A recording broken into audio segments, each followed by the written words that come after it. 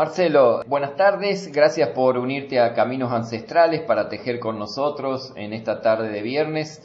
Y como primera pregunta y además como reflexión, yo estos días estuve visitando tu página de Facebook y vi que estuviste realizando un homenaje muy cálido a Norita Cortiñas. Y ya que estuviste recordándola y que ella es un ícono, un símbolo de la defensa de derechos humanos, te invito a que lo hagas en pequeñas palabras acá, como para iniciar esta charla.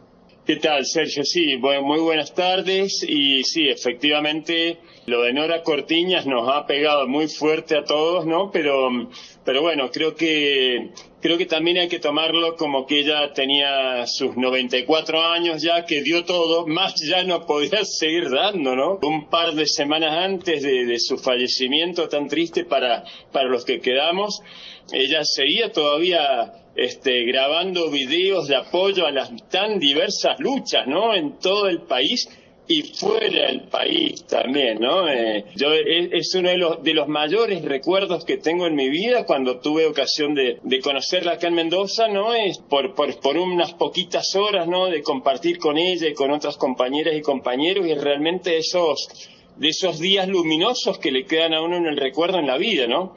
Como también a tantas otras y otros compañeros de las asambleas, comunidades socioambientales de todo el país. Ella fue realmente uno de los mayores puntales en la lucha y en hacer y en difundir al conjunto de toda la sociedad argentina que cuando hablamos de derechos humanos, justamente los derechos el derecho al ambiente sano es un requisito para poder gozar también de todos los derechos, ¿no? Sin ambiente sano los otros derechos también de alguna medida, en alguna forma también se caen, ¿no? Así que bueno, el mayor de los homenajes y de los recuerdos a quien en todo sentido ha sido y seguirá siendo una luminaria en este camino de luchas por el buen vivir, ¿no? Bueno, vamos al tema específico por el cual te hemos convocado, que es la cuestión de megaminería, defensa del agua. Me interesa que nos comentes cuáles son los diferentes movimientos sociales en defensa del agua que hay ahí en Mendoza y a cuál pertenecés vos concretamente. Bueno, acá en Mendoza lo que existe por una parte muy fuertemente como uno de los núcleos articuladores, ¿no? de defensa del agua y de resistencia a los proyectos de megaminería metalífera y también de fracking y también, bueno, de las otras temáticas ambientales en general, ¿no? Aunque por supuesto con un fuerte énfasis en la cuestión megaminera, están las asambleas mendocinas por el agua pura. Yo en particular pertenezco desde sus orígenes, allá fines del 2006, a la Asamblea Popular por el Agua, más allá de que la movida, digamos, contra la minería metalífera en la provincia arrancó por mediados fines del 2003, ¿no? Acá en Mendoza, digamos, de alguna manera somos hijos de la Asamblea de Esquel, ¿no? De la resistencia que en Esquel empezó a fines del 2002 y, digamos, siguió con ese hito tan importante que fue el plebiscito de marzo del 2003, ¿no? En Esquel, que a su vez es hijo digo entre comillas, ¿no? De la resistencia, de otras resistencias a la megaminería en América Latina, particularmente de otro plebiscito que fue, de otra resistencia que fue la de Tambo Grande en Perú, ¿no? Así que, bueno, así es como se van multiplicando y haciendo redes, enredando las asambleas y otras organizaciones a lo largo y a lo ancho de nuestra América. Así que, bueno, eso por una parte, en cuanto a las asambleas mendocinas, que son una docena o quincena, ¿no? Esto, por supuesto, ha ido variando a lo largo de todos estos años y que tuvo su momento más álgido en diciembre de 2019, ¿no? Cuando lo que conocemos como el Mendozazo del Agua o el Mendoaguazo volteó lo que fue el primer acto de gobierno del recién asumido gobernador Rodolfo Suárez, que su primer acto de gobierno fue enviar a la legislatura un proyecto de ley que fue la efímera ley llamada Ley Cianuro, la 9209, con la cual nos volteaba la Ley 7722, que nosotros la decimos acá que es la Ley Guardiana del Agua o Ley del Pueblo, ¿no? Ahí te hago un paréntesis, porque justamente nosotros, lo que ha trascendido hacia afuera fue la Ley 7722 y la defensa tan fuerte que hizo el pueblo de Mendoza. Ese sería el punto más fuerte que tuvieron ustedes en cuanto a militancia y digamos en el devenir histórico. Sí, sin duda porque, bueno, por supuesto que a la ley 7722, sancionada el 20 de junio de 2007, no se llegó por casualidad. Obviamente que llegar al conquistar esa ley también fue fruto de tremendas puebladas y cortes de ruta en el Valle Duco, en San Carlos y en el sur de la provincia, en General Alvear, y con fuertes movilizaciones en distintos lugares de la provincia. Luego unas tremendas movilizaciones y resistencias con las argumentaciones, con toda la parte institucional también, en contra del megaproyecto minero San Jorge, que de no haberlo resistido estaría terminando de reventar el Cerrito San Jorge en el Valle de Uspallata, ¿no?, en la cordillera mendocina. ¿Ese para explotación de qué, el San Jorge? De cobre, principalmente cobre y oro, ¿no? Cobre y oro, y aunque ellos no lo nieguen, también de plata, ¿no? Esa es la parte que de la rapiña oculta que también querían hacer. Ese fue otro hito muy importante, un triunfazo enorme en agosto de 2011. Luego, bueno, la 7722 fue de hecho llevada a juicio por supuesta inconstitucionalidad ante la Suprema Corte Provincial. Luego de 8 años, la Corte en diciembre de 2015 falló por unanimidad que la ley es plenamente constitucional, ¿no? Y bueno, luego ahí nunca hubo, digamos, una pausa total. Sí hubo altibajos en las coyunturas que requerían mayor o no tanta lucha, entre ellas, bueno, el tema del fracking, ¿no?, que entró, y que ahí contra eso no hemos logrado hacer prosperar nuestro proyecto de ley de prohibición de la técnica del fracking, ¿no? Es decir, no de la prohibición de la extracción de hidrocarburos, pero sí de la técnica del fracking. Y bueno, la enorme Pueblada, la más grande de la historia mendocina, y que atravesó, digamos, la que atravesó a todas las clases sociales de la provincia, a las bases de todos los partidos, ¿no? Digamos, fue una cachetada del pueblo mendocino contra toda la dirigencia, todo aquel amplio sector de la dirigencia político-partidaria que pretendía imponernos un modelo megaminero extractivista, ¿no? Así que bueno, sí, eso fue en diciembre del 19, con esa ley Cianuro que duró apenas 10 días, ¿no? Sancionada el 20 de diciembre y el 27 ya el gobernador tuvo que decir, bueno, está bien, acá me resigno a que esto no tiene licencia social, y el 30 de diciembre la legislatura aprobaba la derogación de esa ley Cianuro, ¿no? En el actual contexto político es de extractivismo y han ganado las derechas en muchos lugares acá en el país, y vemos que en el caso de Mendoza se estaba tratando una ley. Entonces, entre esta escalada de la ultraderecha a nivel continental, en definitiva, y vemos que Cornejo, yo le digo, está pasando la gorra por todos los encuentros internacionales sobre minería, se deshacen explicaciones de que van a tener seguridad jurídica para que inviertan en Mendoza. ¿Eso qué impresión les deja y cómo se están preparando ustedes? Porque evidentemente va a ser otra batalla que van a tener que librar, y si van a tener la repercusión social que tuvieron con el agua. Eso se conoce en el momento, pero también hay un run siempre por debajo que se empieza a gestar. Sí, por supuesto.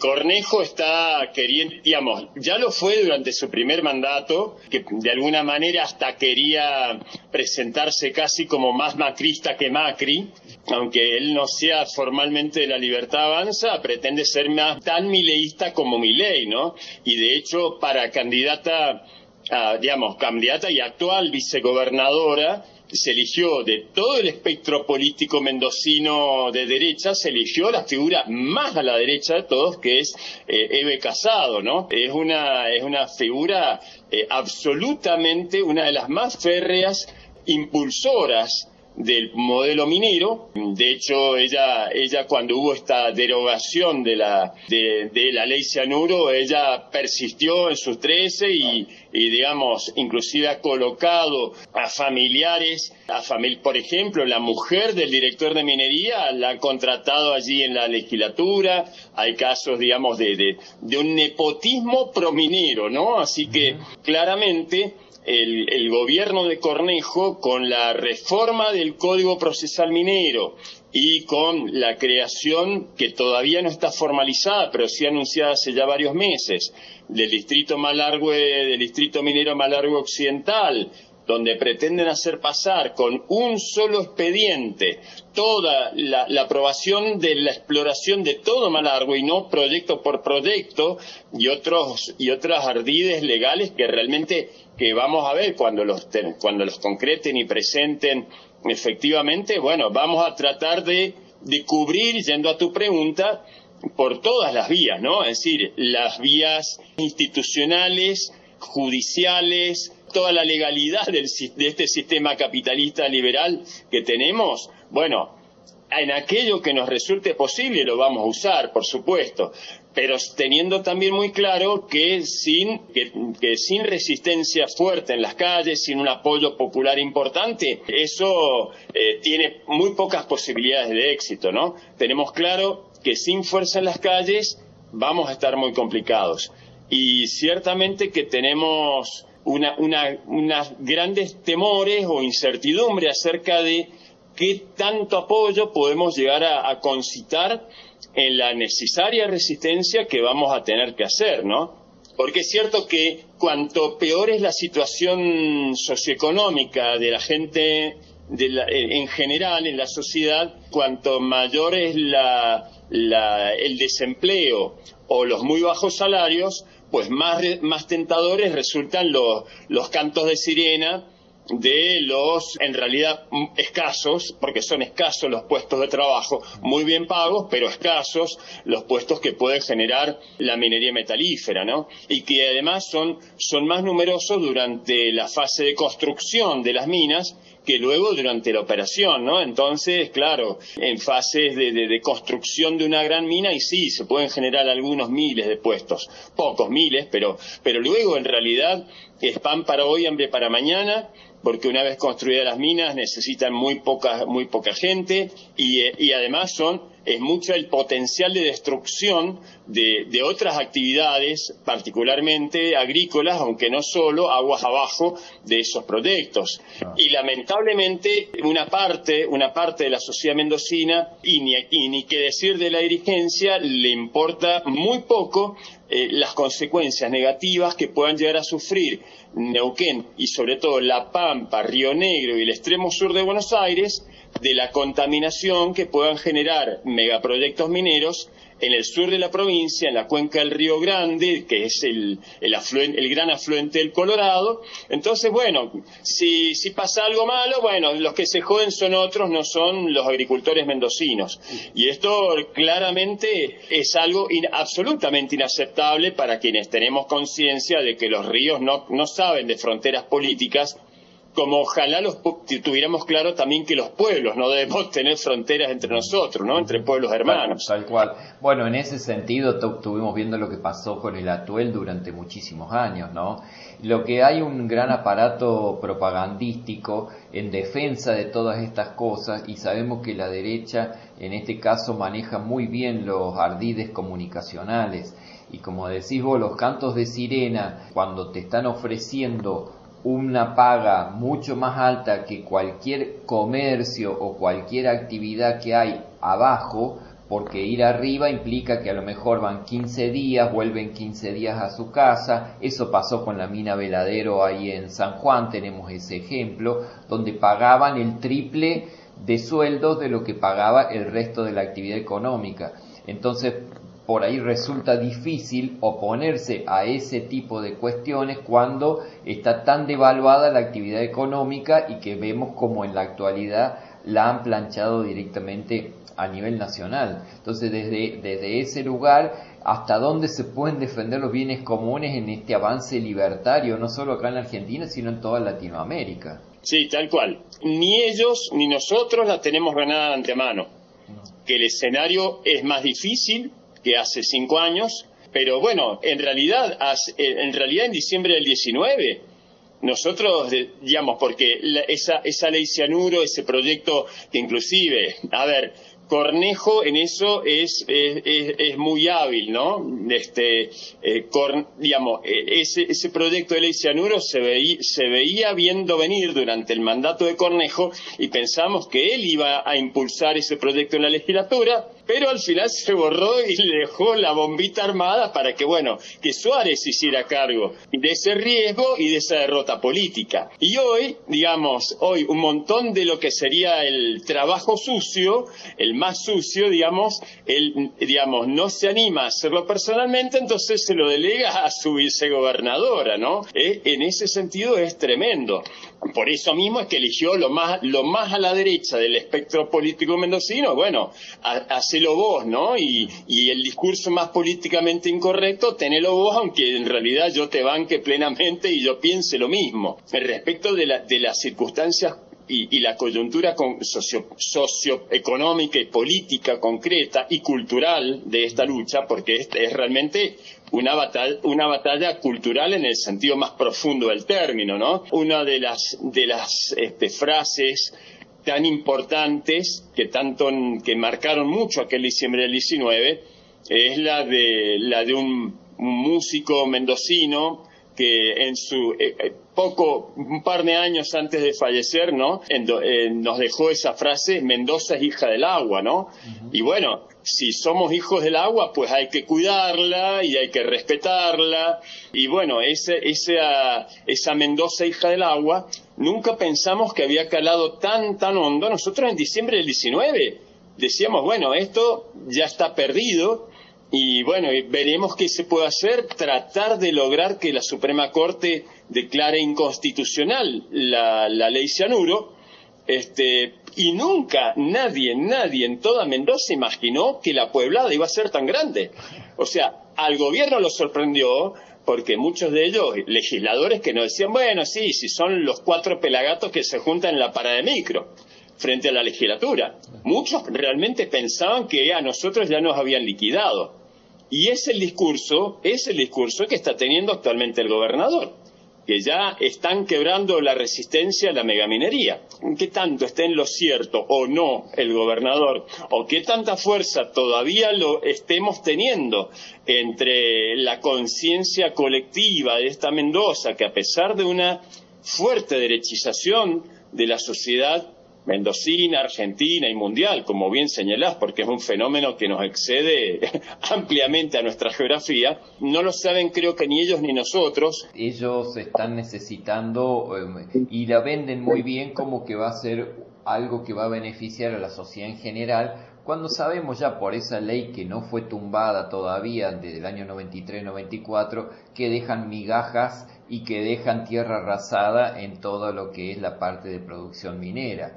Tenemos que seguir en esa lucha, y para despedida te pido que nos dejes un pequeño mensaje como militante de las causas nobles por el agua, ¿no?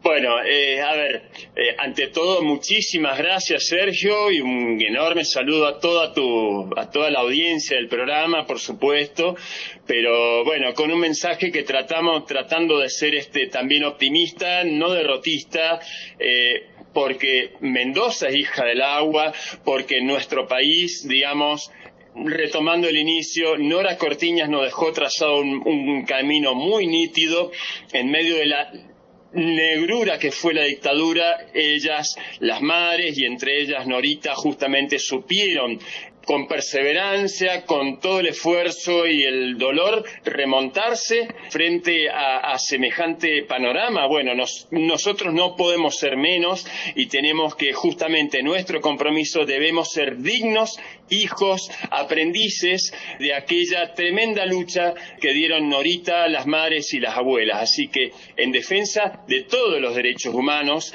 y en particular también en nuestro caso el derecho al ambiente sano, al agua, a la tierra y al aire limpio que nos permitan el buen vivir, pues no aflojemos en la lucha, que si bien es larga y mucha, tenemos también posibilidades de que tarde o temprano podamos frenar estos procesos tan terribles y avanzar en el camino del buen vivir para todos, para toda una sociedad más fraterna y más justa. Así que bueno, con ese mensaje para todos los mendocinos, los puntanos, para todo San Luis y toda Argentina, ojalá podamos avanzar por ese camino.